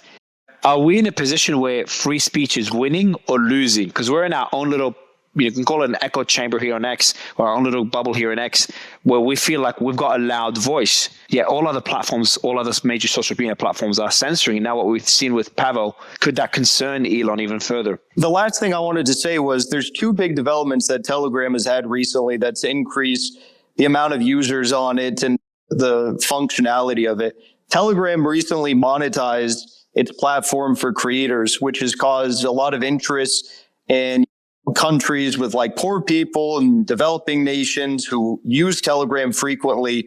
And now they're increasingly using it because they have the opportunity to make money off of ads on it. And then the other thing is, notably, Israel recently has been requesting Telegram to censor the channel of a large account that has been sharing gigabytes of sensitive and classified information that allegedly Iranian hacker groups received. I'm sure this has been brought up before I got here, but I wanted to mention that. And Telegram has seemingly refused to censor them, but Israel's continued fighting. And then a few days later, Pavel is arrested in France, a close ally of Israel. I find it very interesting. And just going back to my original question, Jackson, seeing what's happening with Pavel now, seeing the attacks that Twitter and Elon are going through, and I know you disagree with a lot of things that Elon does, but when it comes to free speech, I think we can all support that cause. Would you say that free speech is winning right now or losing? And what would that mean for users of Telegram, for users of Twitter? I don't have a lot of problems with what Elon does. I think he does a lot of great stuff for the world. I think having disagreements on policy is different. But I think overall, you see all across the world, X is becoming the number one news platform in countries all like he put out the list. It was like dozens and dozens of countries, maybe over 100 countries. It's the number one news app all across the world. Telegram is also huge all across the world. I don't know what the numbers are on it, but I think that's a pretty clear sign of what is to come, given the fact that X right now is nowhere near as profitable for creators, and it's already so successful. Okay, well, imagine when X, eventually turns into this everything app of not just Twitter, not just Spaces, but also videos, also live streams, also the functionality for users to monetize it better, like YouTube. It's going to take over everything, and that's why the EU is now threatening to ban X or censor it in some ways. So yeah, I think we should all be concerned about the future because free speech and freedom is popular and it's successful, and they're going to try to stop it. But Kim, from your experience, how much trouble is he in? Kim? I think this is going to take a while. I don't think he'll be out soon. Fortunately, he has the means to hire the best lawyers available in France, and they will be helping him to get a bail hearing soon. If there are reasonable conditions for him to get bail, then he'll probably be stuck in France for a while. He will not be allowed to travel. I also agree with other speakers earlier that said that this is initiated by the US government, and they will want to have him in place in France to put pressure on him to see what they can extract out of Telegram, or if they can even shut it down. So we'll have to wait and see. Kim, if I may, you said that he may be in France for a very long time, but you yourself have had over a decades-long legal battle. Do you think that this would be the same thing? He could have a decades-long legal battle and maybe have to stay in France for over a decade? Yeah, the US is using lawfare to attack their enemies. They have put Julian Assange in this extradition case.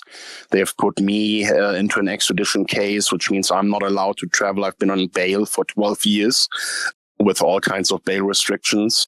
They're going to do the same with Pavel. I expect that there will be some kind of request. I do not think that this was an initiative from France. I think it's probably the US, but we have to wait and see. It's too early to say. Do you foresee any I'm sorry, Kyle, I'll go to you in just a second. Thank you. Do you foresee somebody he could face up to 20 years in prison?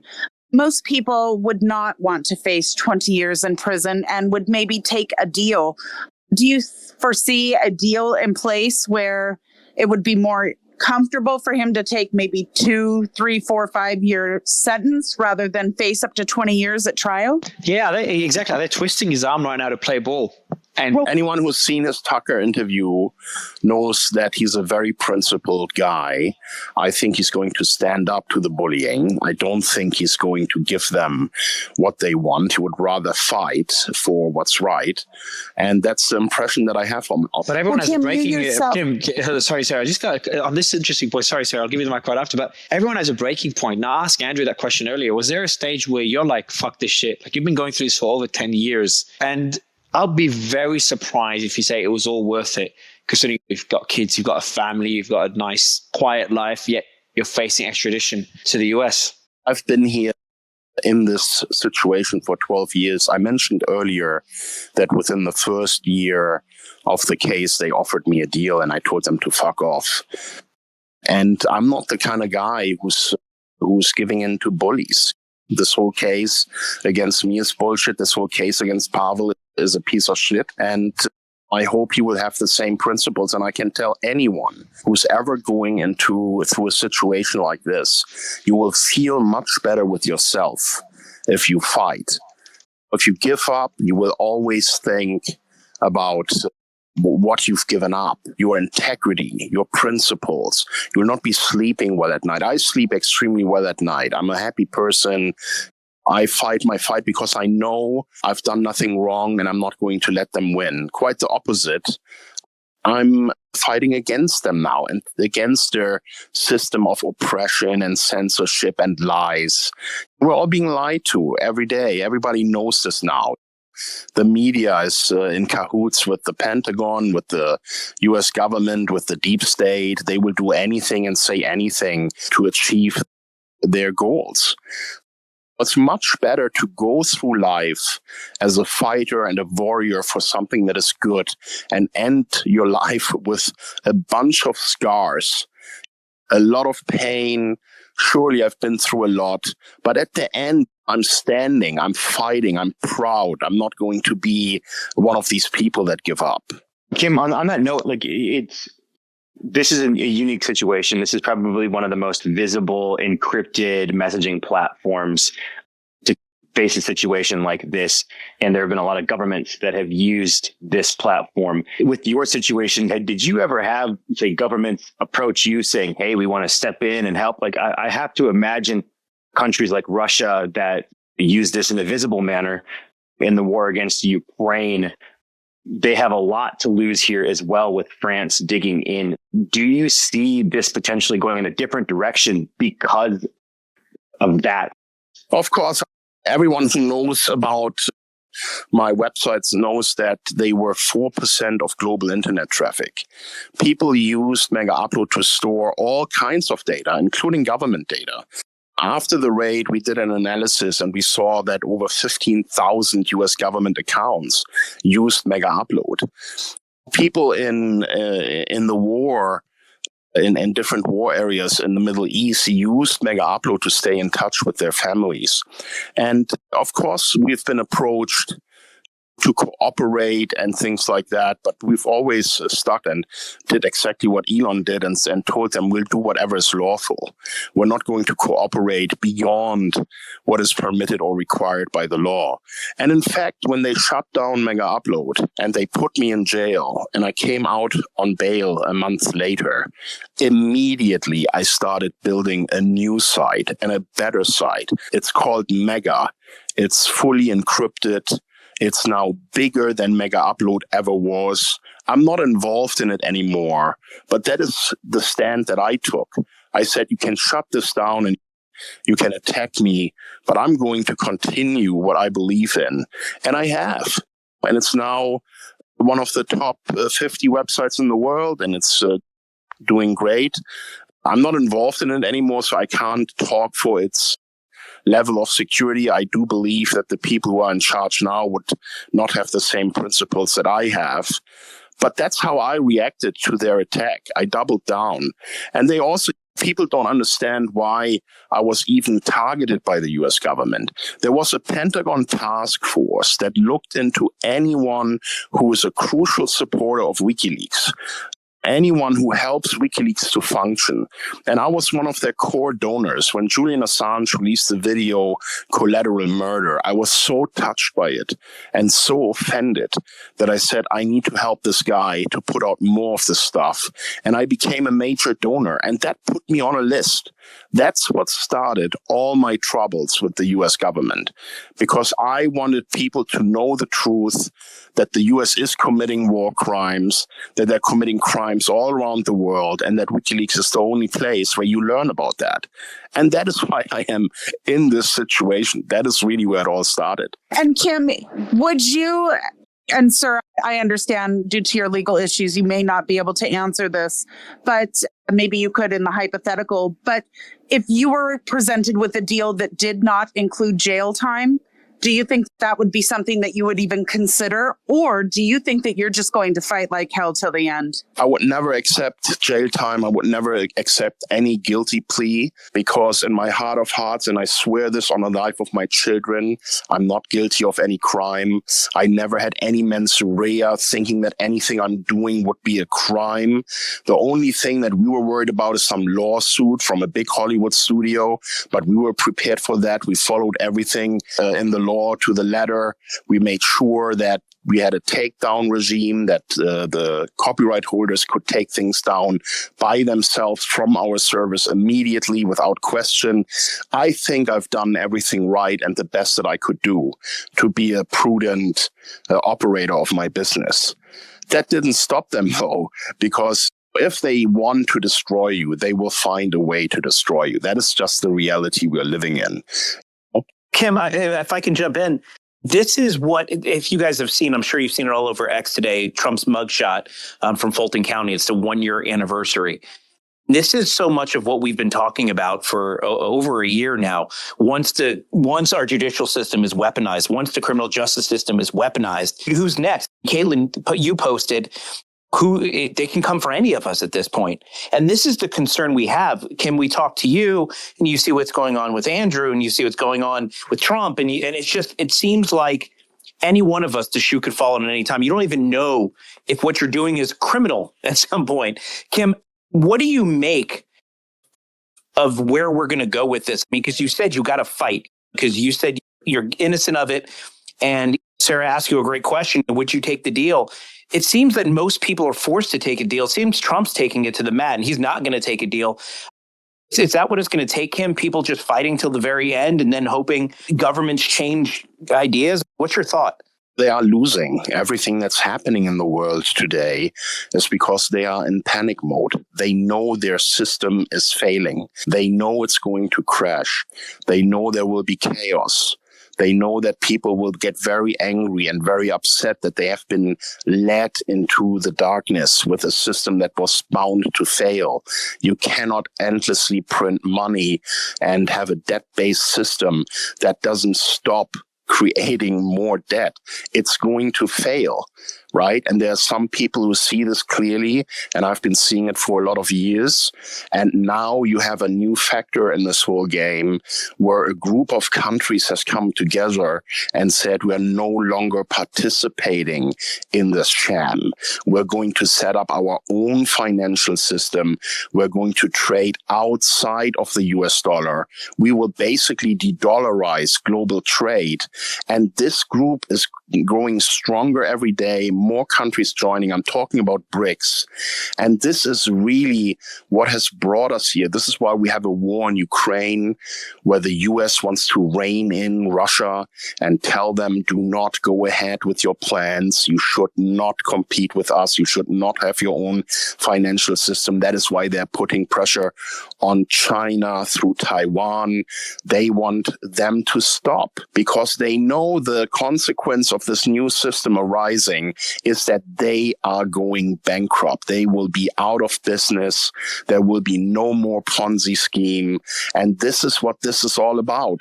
And quite honestly, they're just scared. They are scared. They know this is coming and they are dealing with it in a completely irrational way. They're lashing out. They're causing these global crises, these wars.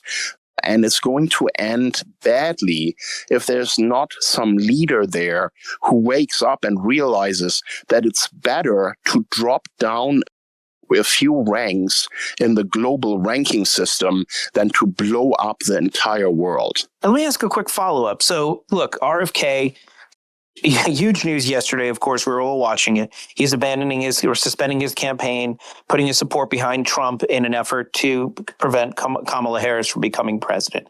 If for some reason that's not enough, if for some reason Kamala Harris becomes president and the lawfare doesn't stop, what world leader do you think will step up or can step up to be the backstop to this, to keep it from becoming a trend? Is there any other place? Well, the only person that can stop this now is Donald Trump, because a Democrat that is in the leadership there is a deep state puppet. These people have gone to bed with the deep state. They allied with big tech, with the media. They are really bad actors, and they're not going to do anything good. They're going to continue on their path of chaos. And they are scared. They know that if Trump wins, their game is over. I don't think they will ever be in power again. The crash is inevitable. It's going to come.